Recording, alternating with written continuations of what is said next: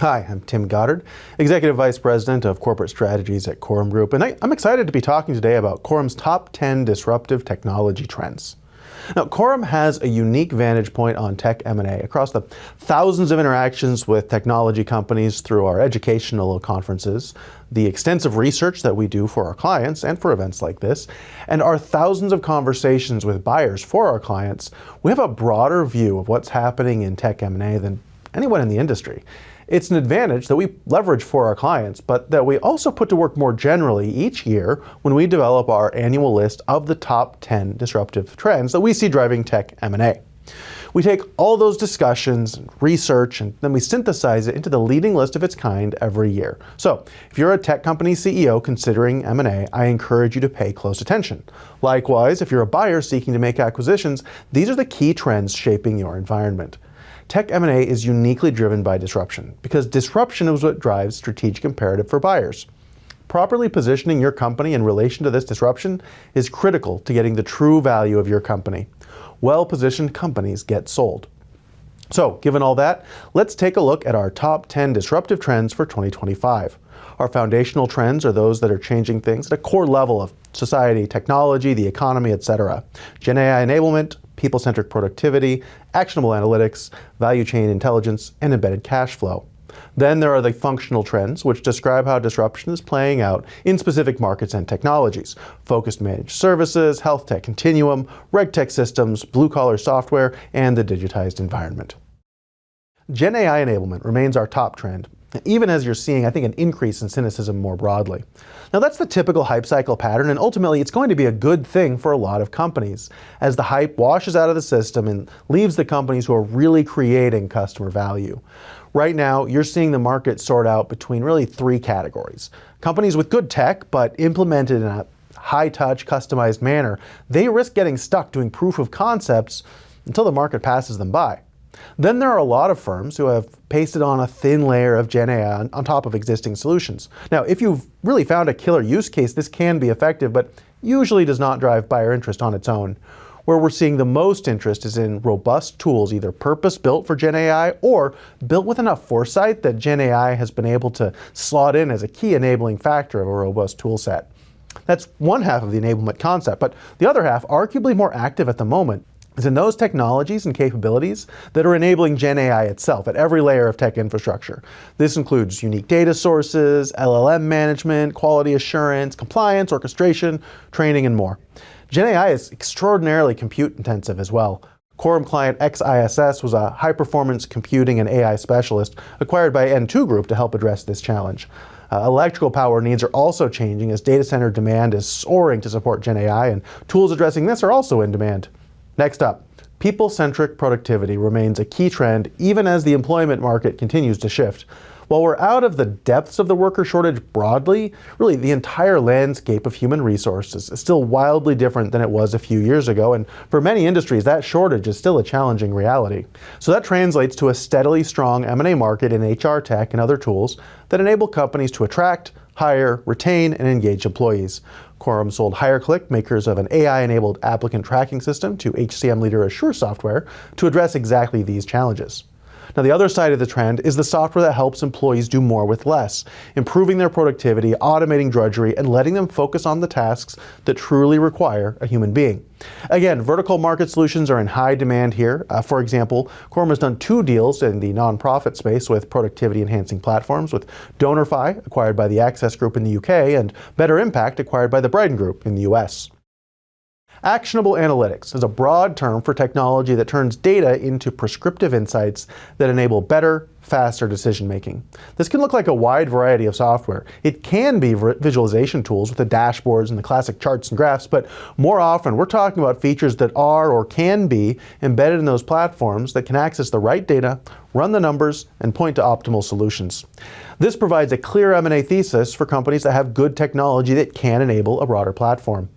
Corum client NovoGrid provides analytics that help energy grid stakeholders identify actionable connection options ahead of investment, and was acquired by SCADA International to strengthen its broad grid modeling and energy project design capabilities. You'll see opportunities like these across industries. Targeted decision support solutions like pricing, benchmarking, and related tools are also all relevant here, as are the supporting data management technologies that support the entire data infrastructure that makes these advanced analytics possible. Next, the value chain intelligence trend means technology that enables the movement of data across value chains of all kinds. In any kind of complex process, you always lose data when moving from one step to another, between departments, between organizations, between trading partners, sometimes just between individuals. Now, sometimes it's about context or metadata, and sometimes it's the data itself. Software that keeps that data intact from step to step, enabling deeper insights and a broader view of the relevant environment, is in high demand. In the software world, you see this in DevOps tools that more tightly link the development of solutions and then the operational departments that use them. Corum client Flexagon provides DevOps solutions for complex enterprise environments like Oracle, SAP, and Salesforce, and was acquired by Main Capital Partners. A very different example in a different part of IT infrastructure is Corum Client Network Capacity Solutions, acquired by ConnectBase. Its comprehensive end-to-end inventory management capabilities bring together the disaggregated data about circuits and facilities necessary to deliver end-to-end connectivity. That step from the physical world to the digital world is one where a lot of data can be lost and a lot of value can be created. We'll come back to that concept later. Next up, embedded cash flow. This is a continuation of some trends we've seen in the past, along with some important new developments.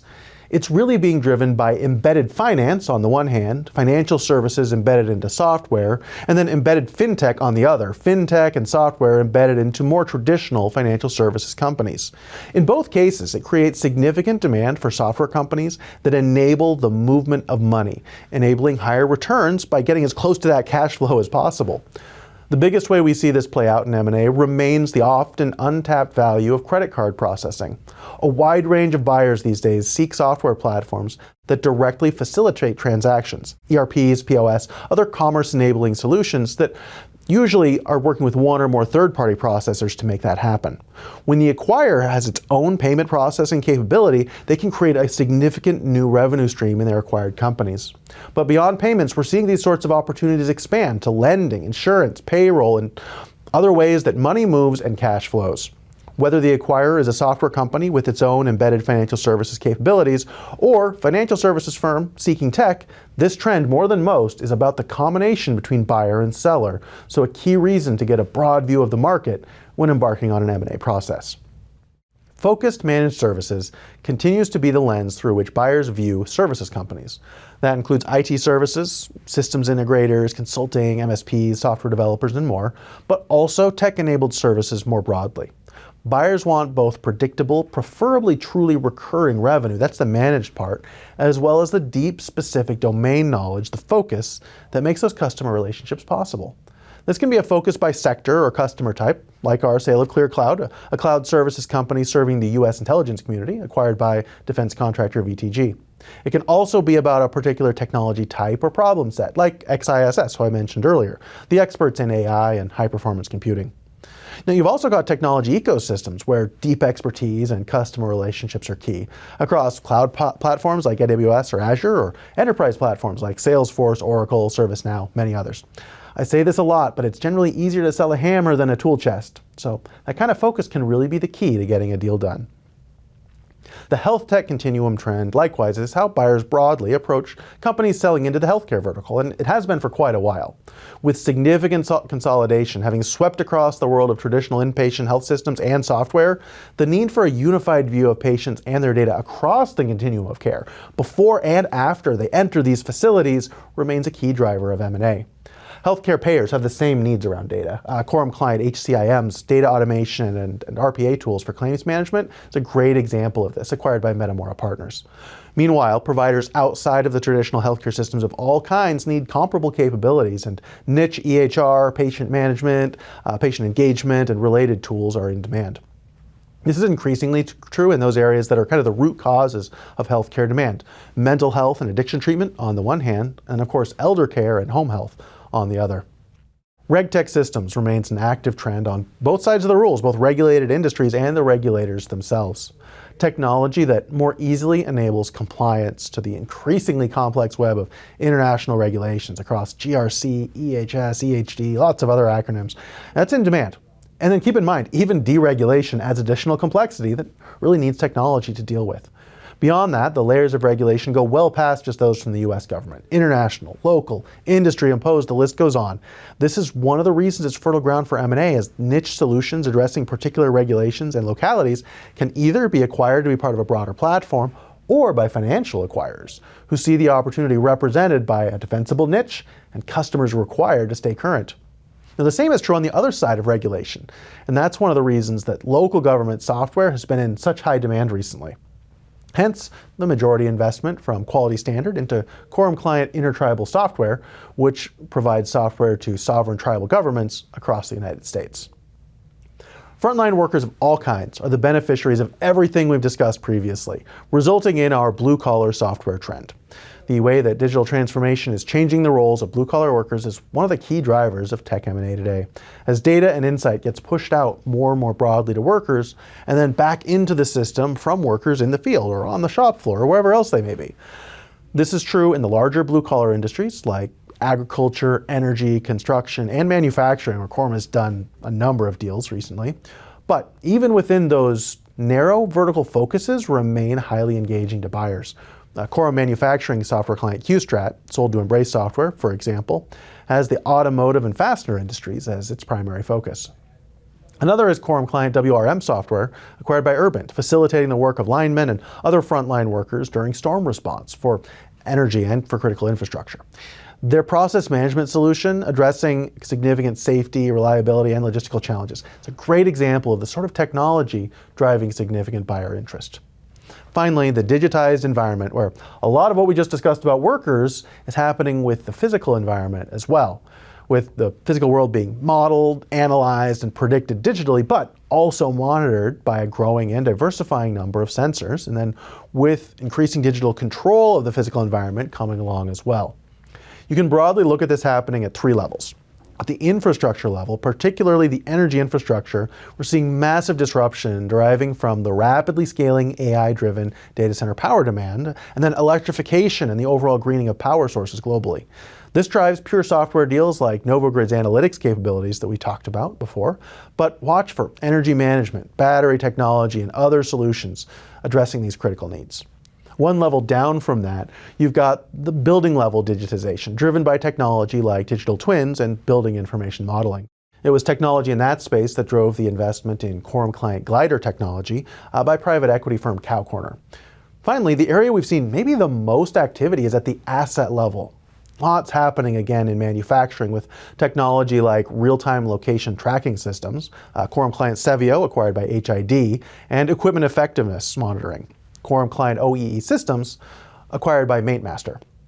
Outside of manufacturing, we already talked about network capacity solutions, doing asset management in the connectivity space, and parking management is another area of interest, as seen with Everfield's acquisition of Corum Client Park Here. As you can see, there's significant interest in this trend, both from financial and strategic buyers. So those are the disruptive trends for 2025. I hope they're helpful to you as you consider your strategy and your options in today's very active tech M&A environment.